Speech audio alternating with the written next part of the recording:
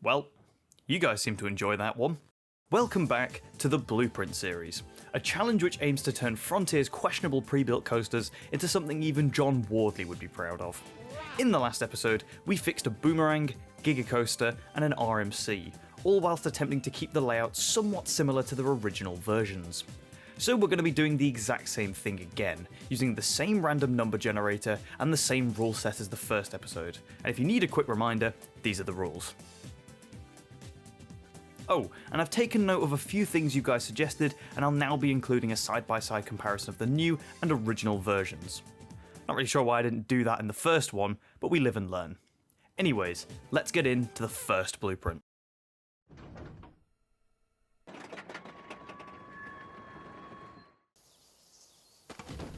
I don't like this one very much. Well, here we are, our first Woody of the series, and boy have we got a thing on our hands here. Animal is a wooden coaster of some description, and I have absolutely zero idea what the layout's trying to go for. Apparently when building this though, they decided an appropriate end to a ride going about 30 miles an hour would be a flat, unbanked corner. But hey, what do I know about roller coaster design? But no, the worst offender, by far, is the lift hill. An actual triangle right here, and you thought the big one's airtime hills were bad. So G-force.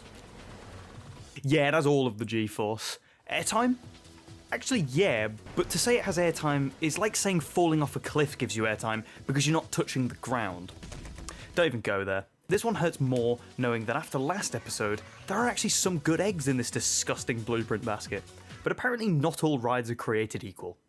Either way, best to suck it up and try and fix this absolute abomination.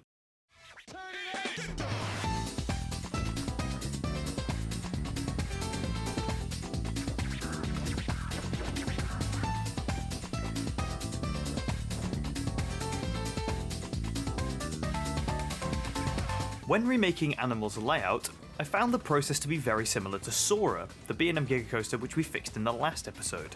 And this is because I had to make a lot of compromises in the layout, changing shaping and elements to be more realistic, which in turn made the footprint of the ride larger.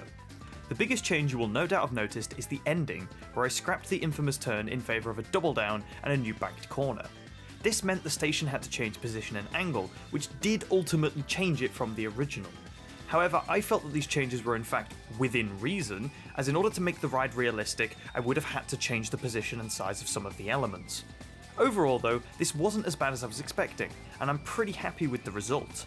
But then again, literally anything is better than that.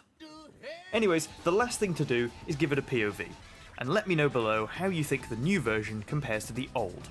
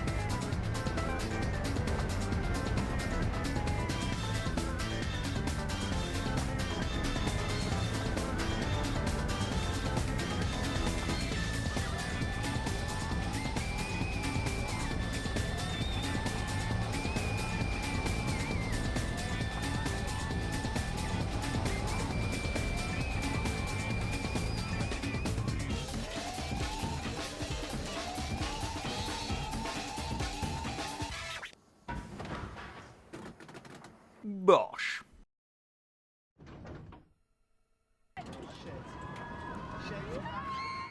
This is not a drill, I repeat, this is not a drill.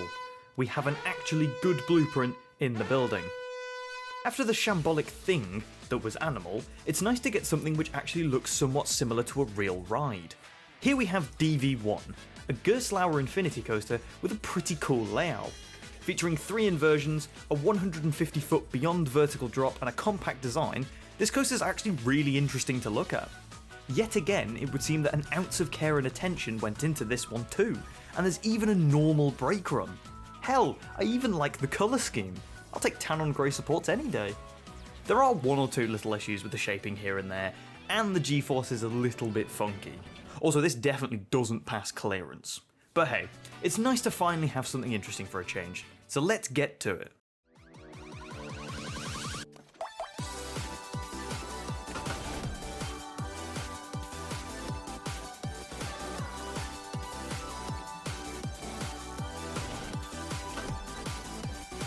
Infinity coasters have always been weird, and this one was no exception.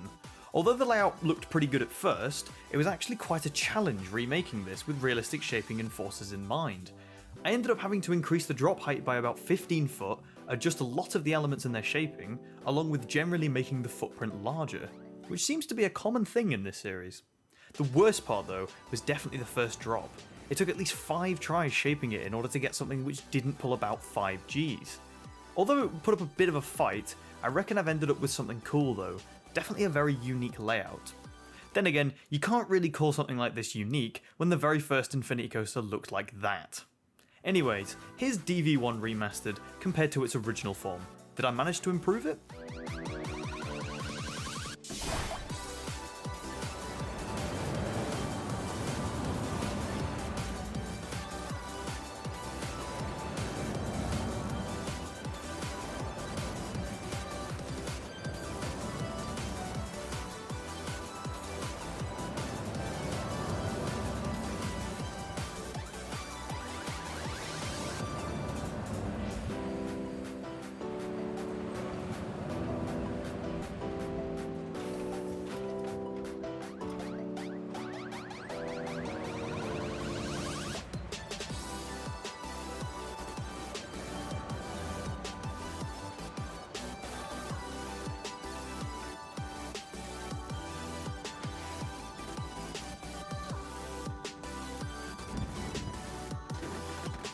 Nice.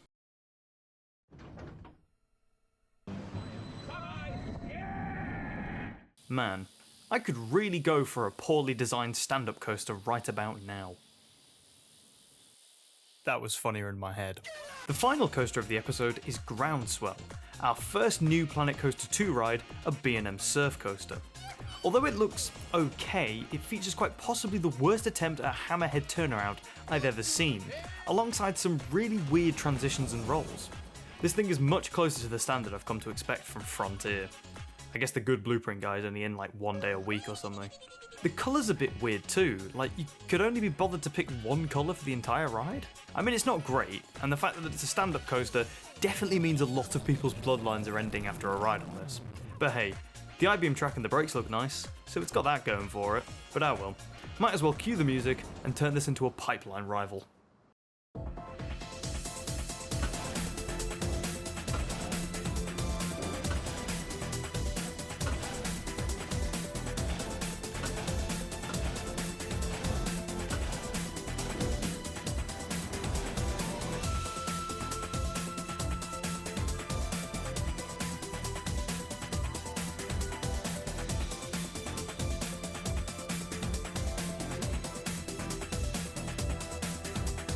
From a questionable coaster with knee-breaking transitions to something B&M themselves would be proud of, the new Groundswell is here. Although easy enough to fix, especially that old turnaround, this actually threw a couple of challenges at me, which were harder than I thought they might be. The biggest one was trying to fix the brake run, which was far too short and dangerous for its own good. Extending it to a normal size meant that most of the layouts simply didn't line up anymore, so I had to get somewhat creative with the ending. If I did happen to have more creative freedom though, I definitely would have added another inversion, and possibly some more airtime. But alas, I'm not the one calling the shots here. Overall, I'm very happy with the result, and I actually reckon this might be the smoothest blueprint we've made yet. But what do you think? Could this give Pipeline a run for its money?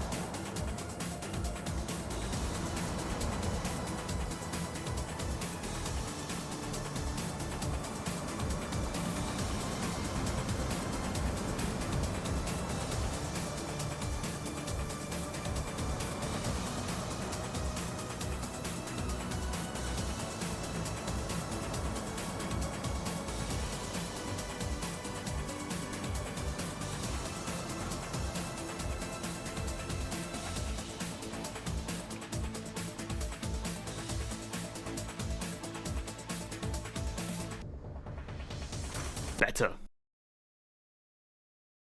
And there we have it.